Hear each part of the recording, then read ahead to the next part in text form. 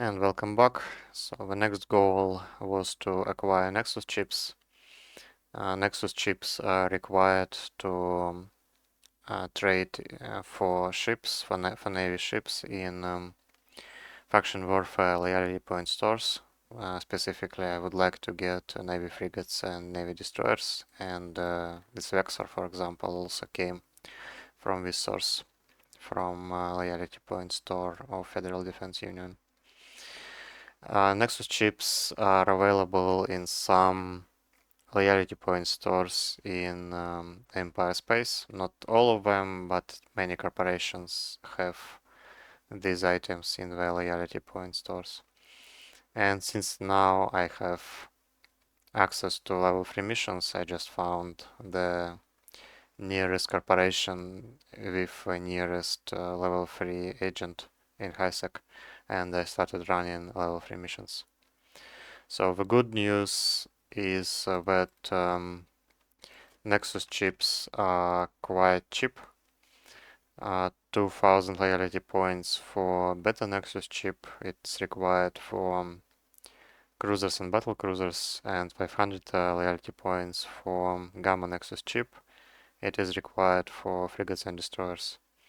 And one level 3 mission reward you with about 1.5 thousand loyalty points. So essentially every level 3 mission you get free free frigates or destroyers with free gamma Nexus chips.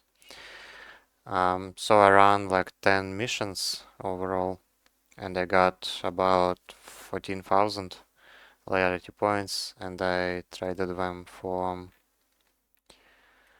2 beta Nexus chips and 20 gamma Nexus chips. So these are 2 cruisers or battle cruisers. I don't think I will need a lot of them, because the majority of PvP will be frigates and destroyers anyway.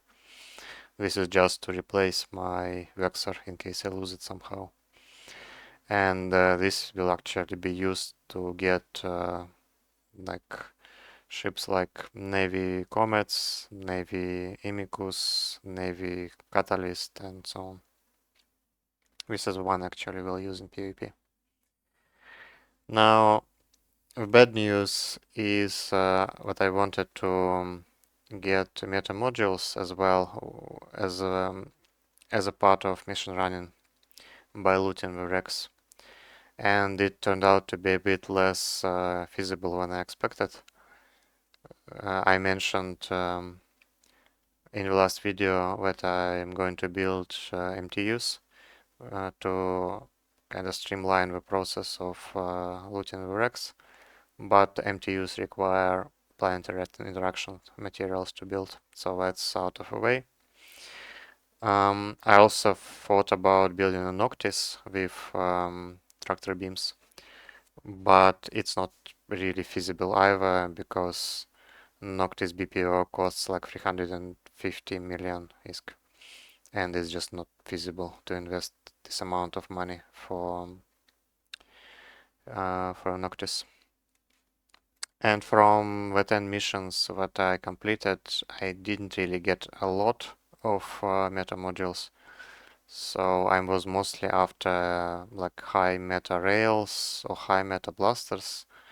And here I got like one high meta rail and a couple of that are usable, like level 3 metas, and the rest are kind of trash.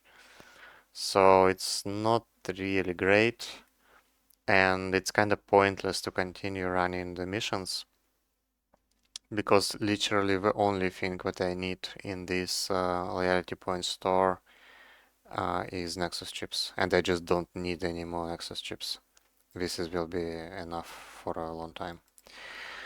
But it looks like it's still probably the best, the most reliable source of meta modules, but it looks like it's just not really enough.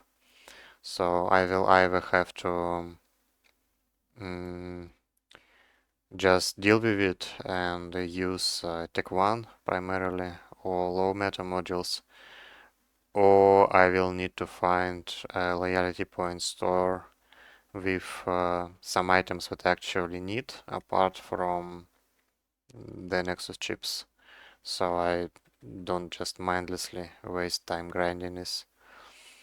Or I maybe need to figure out ways to get Tech 2 or faction guns for my PvP ships.